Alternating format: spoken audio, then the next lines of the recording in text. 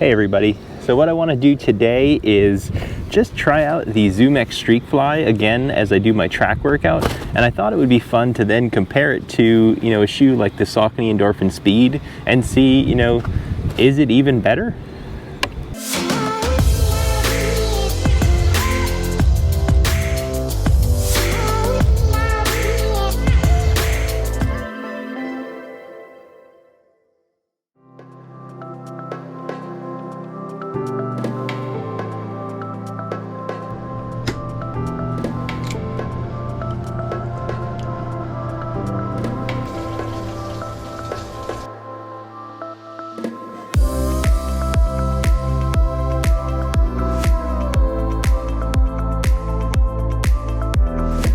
So we're here outside at the track today in Beacon, and like I said, I wanted to do a little comparison about the ZoomX Streakfly from Nike and compare it to Saucony's Endorphin Speed.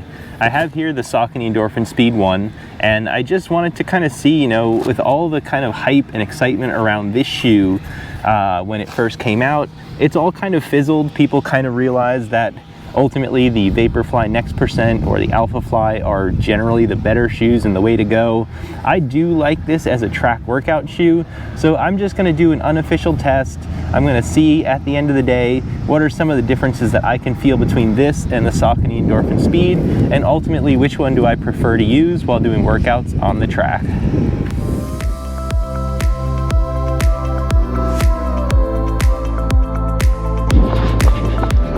So it's actually super windy today, so I'm gonna keep the talking kind of brief, only because I don't know how much is gonna pick it up, and if you just hear a bunch of wind noise instead, so don't wanna waste my breath. But we're just doing our warm up now.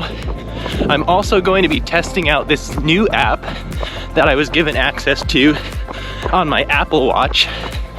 It's supposed to help me set up different workouts, kind of like you can do it in my Garmin watch and in many other fitness watches, but just a feature that a lot of people were missing if they were using the Apple Watch. So testing out the app, I'll let everybody know how it goes and if it's a good contender to use once I finish testing, and if I decide I'm actually gonna make a video about it. But so far so good, and just curious to see how it works out when I'm actually setting like 400 meter repeats, for example. So hopefully it works out well.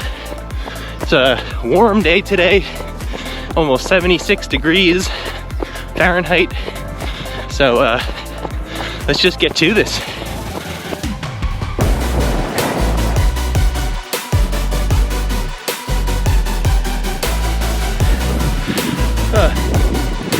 I always say, don't go too fast. You're gonna ruin your workout. Too fast on the first rep.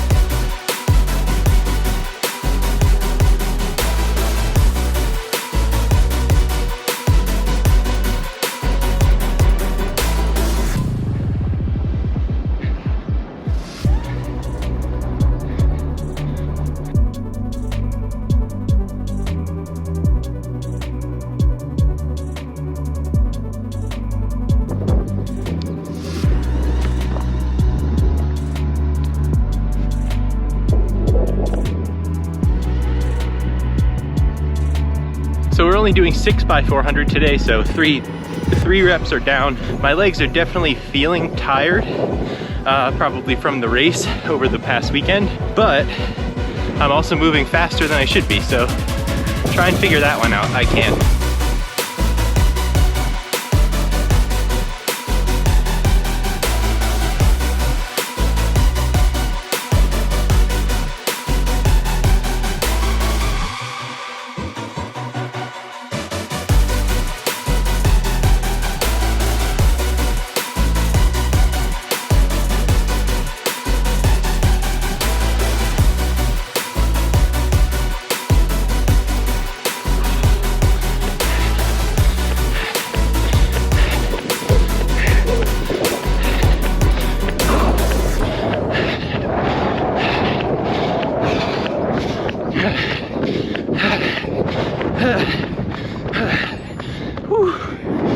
Too fast on the last one, too fast.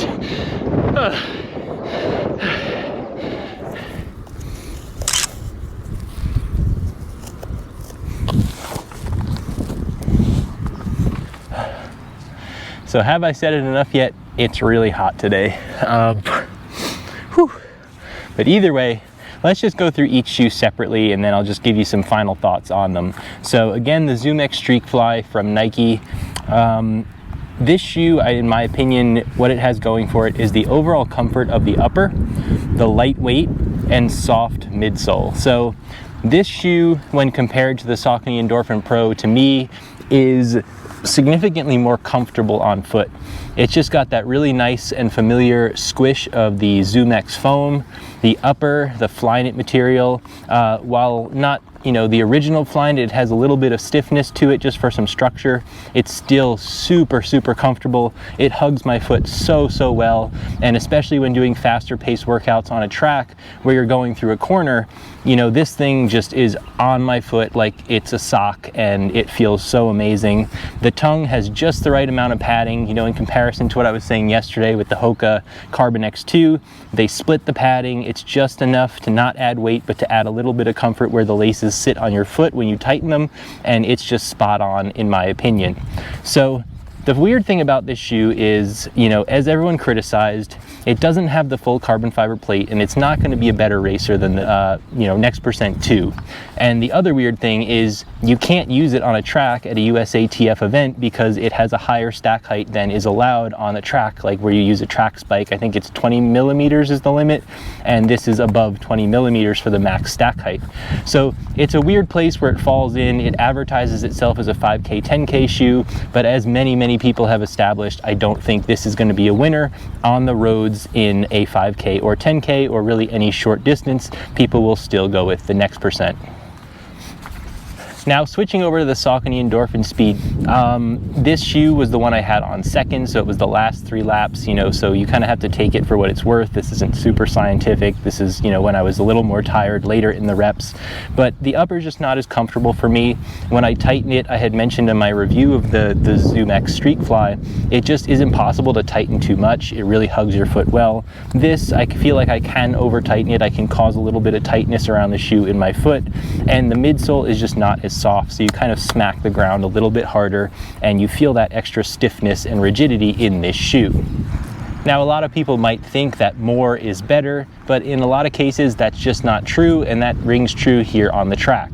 You know, more stack height in this case doesn't make it more comfortable when you're already on a track surface that has some give and some squish to it, designed to help keep people healthier and not put so much of a beating into their body. The overlays, there's even some plastic, you know, kind of on the heel counter here. It adds weight, and it's just not necessary, again, when compared to just how light this shoe is and what it can do, again, when you're on the track surface. So I actually do not prefer the Saucony Endorphin Speed if I'm doing a track workout. I have fallen in love with the ZoomX Streakfly for track workout days. Now, I've used this on the road in the past, so you're gonna have to just take my word for it. I don't like it as much on the road. It's not enough cushioning on the bottom. It's not enough of the extra spring from just the carbon fiber shank versus a full carbon fiber plate to propel you forward. So if you want to have a little bit of boost of energy, you know, I think this does just fine on the track, but when you're on the road, the Saucony Endorphin Speed gives you that extra push off of the pavement. It provides that extra comfort that you do need when you're on the surface as hard as the road. And, you know, that's where this kind of a shoe really shines. This is a road trainer for my tempo days, my threshold days, 400, 200 meters if I'm doing it out on the street. This is going to be the way to go, but I really do love the ZoomX Streakfly, and it has become my go-to track shoe. So if we're talking on the track, the ZoomX Streakfly, you know, despite what everybody says about it as not being as good as the hype was, I think that it makes one of my favorite track workout shoes of all time. Even as a heavier runner, I'm 240 pounds, I still really, really like that shoe. It lets me do the work myself. It doesn't have that full plate that's pushing me forward. So all that, you know, just adds up to the perfect workout shoe for me, and that's why it's going to be my go-to whenever I'm here on the track. So thanks everybody for watching. I'm going to end it here. Subscribe for more content, more running shoe reviews, more racing, more running, and I hope to see you all in the next video.